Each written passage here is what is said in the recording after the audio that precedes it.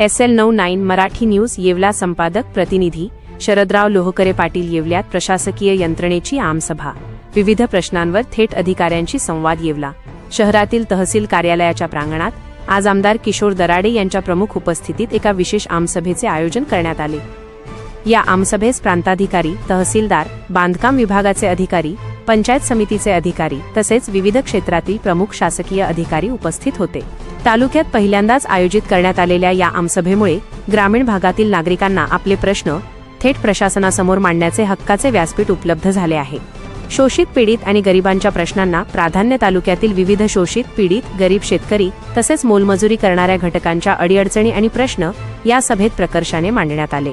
सर्वसामान्य नागरिकांच्या शासकीय कामांना गती मिळावी आणि त्यांच्या समस्यांचा तात्काळ निपटारा व्हावा यासाठी आमदारांनी संबंधित अधिकाऱ्यांना सक्त सूचना दिल्या। अनेक दिवसांपासून प्रलंबित असलेल्या विविध मागण्यांवर या सभेत सविस्तर चर्चा करण्यात आली।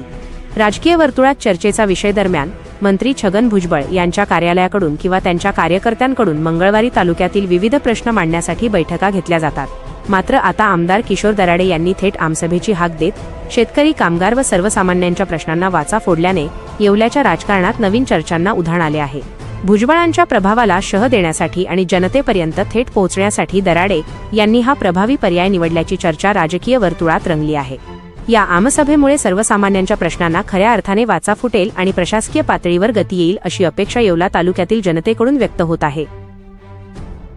समस्यांचं निराकरण झाले की नाही त्याचं अपडेट घेण्यासाठी पुढची आमसभा पुढे घेणार आहे। नाही, आमसभा घेण्याची वेळ आता प्रांत साहेबांनी सांगितलं कशी घेणार नाही आणि जे तालुक्याचे जे काही प्रश्न आहे ते 100% सोडवण्याचा प्रामाणिकपणे ते प्रयत्न करणार असा मलाही त्यांनी शब्द दिलेला आहे आणि जर नाही सुटले वेळ आली तर परत घेऊ।